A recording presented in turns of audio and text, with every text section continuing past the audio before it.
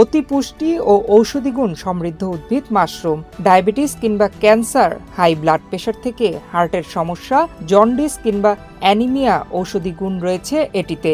এই মাশরুম সবজি দিয়ে সাতক্ষীরার এক তরুণ উদ্যোক্তা স্যুপ, নুডলস, পেঁয়াজু ও চপ তৈরি করে বেশ সাড়া ফেলেছেন। তার নিজের খামারের উৎপাদিত মাশরুমের তৈরি সুস্বাদু চপ, পেঁয়াজু, নুডলস খেতে তার দোকানে বিকেল থেকে গভীর রাত পর্যন্ত বেশ ভিড় লেগে থাকে। আমি প্রত্যেকদিন টাউন বাজারে আসি সাদ্দাম ভাইয়ের মাশরুমের দোকানে, খাই, নুডলস খাই, পেঁয়াজি খাই, তারপরে মাশরুমের চপ সুন্দর। তবে জনপ্রিয় ও সম্ভাবনা দেখা দেওয়ায় মাশরুম চাষ সম্প্রসারণের মাধ্যমে পুষ্টি উন্নয়ন ও দারিদ্র্য হ্রাসকরণ প্রকল্পের আওতায় কাজ শুরু করেছে কৃষি বিভাগ। মাশরুম ছত্রাকজনিত একটি উদ্ভিদ, দেখতে ব্যাঙের ছাতার মতো। চাষ পদ্ধতিও বেশ সহজ, খরচ কম ও লাভজনক। অফার ওয়ালটন ফ্রিজ কিনে পেতে পারেন 20 লক্ষ টাকা, রয়েছে কোটি কোটি টাকার নিশ্চিত উপহার। তাই সাতক্ষীরা সদর উপজেলার পারকুকরালির তরুণ উদ্যোক্তা সাদ্দাম হোসেন তার নিজ বাড়ির পরিত্যক্ত জায়গায় দুটি টিনের শেড তৈরি করে 2018 সালে শুরু করেন মাশরুমের চাষ। এর জন্য তিনি স্থানীয় কৃষি সম্প্রসারণ অধিদপ্তরের সহযোগিতায় সাভার মাশরুম উন্নয়ন ইনস্টিটিউটের মাধ্যমে 10 দিনের প্রশিক্ষণ নেন। প্রথমে তিনি 20 স্পন দিয়ে ওয়েস্টার্ন জাতের মাশরুম চাষ শুরু করেন। তার খামারে এখন লোহার ফ্রেমে থরে থরে সাজানো 4000 স্পন, যা থেকে প্রতি মাসে প্রায় 400 কেজি মাশরুম উৎপাদন হচ্ছে। আয় করছেন 60,000 টাকা। 2018 সাল থেকে এটা শুরু করেছি। তো এটা শুরু করার মেন কারণ ছিল, যখন আমি প্রথমে 200 প্যাকেট স্পন প্যাকেট নিয়ে শুরু করছিলাম, তো সেটা আমি নিজেই চাষ করে দেখছিলাম যে আসলে এখানে কী কী সম্ভাবনা আছে।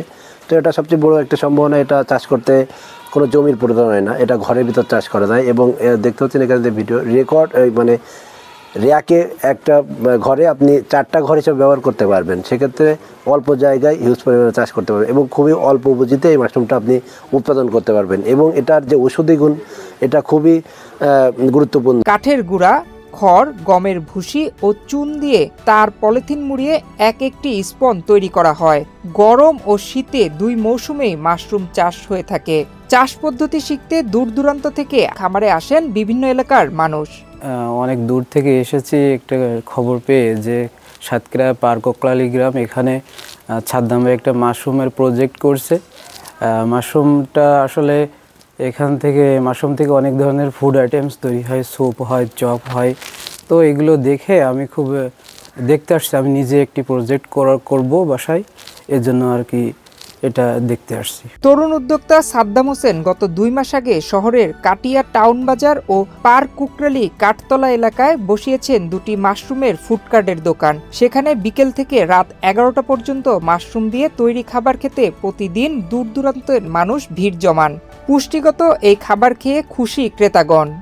সাতক্ষীরার একমাত্র লোভনীয় মাশরুমের চপ এবং মাশরুমের নুডলস বিক্রি হয় সাদ্দাম ভাইয়ের চপের দোকান। এই দোকানে আমরা দূর দূরান্ত থেকে প্রতিদিন সন্ধ্যায় শুধুমাত্র মাশরুমের চপ বা নুডলস খাওয়ার জন্য এখানে আসি।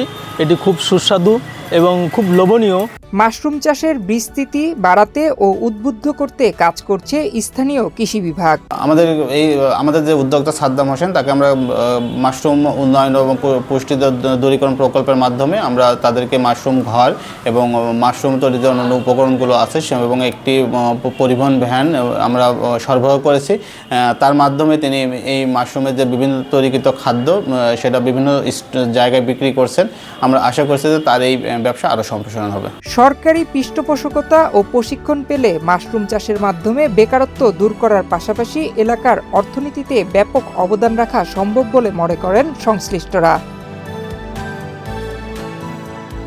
নয়ন বিশ্বাস, বাংলাদেশ প্রতিদিন।